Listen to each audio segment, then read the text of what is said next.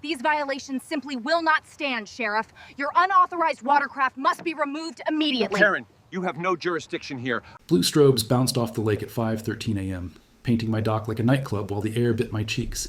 A stack of orange tickets fluttered under a wiper on my brother-in-law's truck. The paper smelled like wet asphalt and toner. My coffee turned cold in my hand as I counted. 1, 2, all the way to 15. Each ticket issued between midnight and dawn. Each one for non-existent violations like illegal mooring and guest parking over 2 hours. The HOA security cart idled nearby, engine whining, and Karen from the board stared at me with that thin smile that means I win because I wrote the letterhead. She waved the stack. "Pay or tow at 9, she said, and the cart buzzed off into the fog. This is where it turns. HOA ticketed my dock guests 15 times. Had no idea I'm their sheriff. That's the fight. I live in a lakeside neighborhood with a private dock easement, clearly carved out in the plat map. On May 3rd, 2024, at 9:00 p.m., family came to Fish Stripers, and we taped guest passes inside windshields like the bylaws say. Still, the board hit us with fines worth $1,500 by sunrise. They claimed new rules passed last month. No one had seen those rules. Not posted, not recorded, not legal. I tried the gentle route first.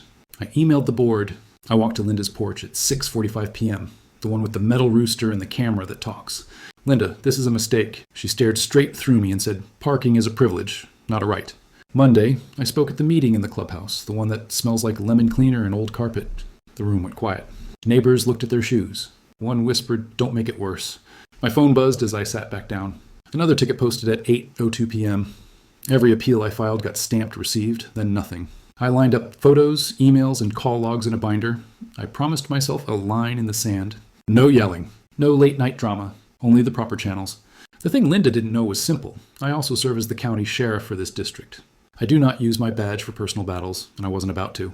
So I recused from any case that touched my property and handed it to our internal affairs lieutenant.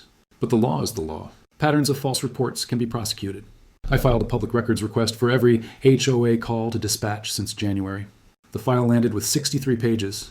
I built a clean log. Timeline item 1, April 5th at 4:27 a.m., false trespass call.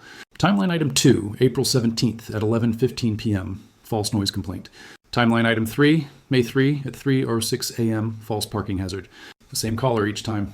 The same camera angle. The same voice. Then I set the most boring trap in the world. Lawful, quiet, smart. I invited 3 guests for Saturday, June 1st, 5:30 p.m. We printed fresh passes from the HOA portal, laminated, and stuck them on dashboards. We measured the curb to the 1/8 of an inch. No tire touched yellow. I asked Marina Authority to send a compliance inspector to observe.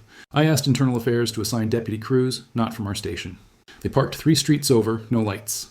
No one knew they were there. My friends rolled in, backed up to the dock, cast lines. The sun dipped.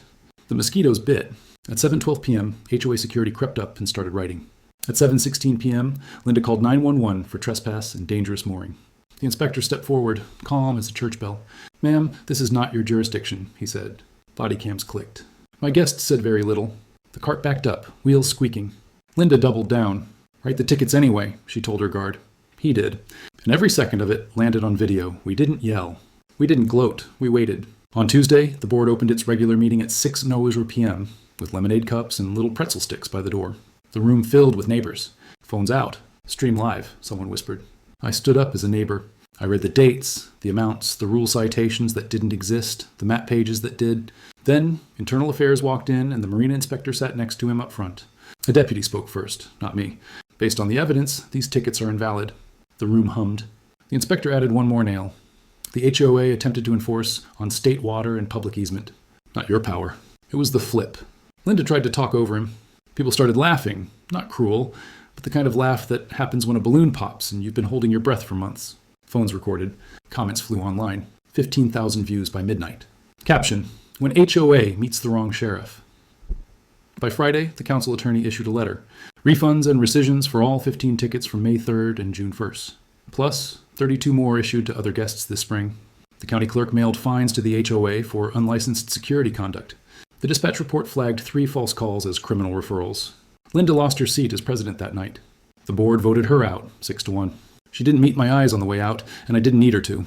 The guard who wrote the tickets shook my hand outside and said, "I just did what I was told." I told him we all get to do better next time. Now the dock is quiet, and you can hear the soft slap of water under the planks. Kids ride bikes without the security cart trailing them. The HOA hired a real manager.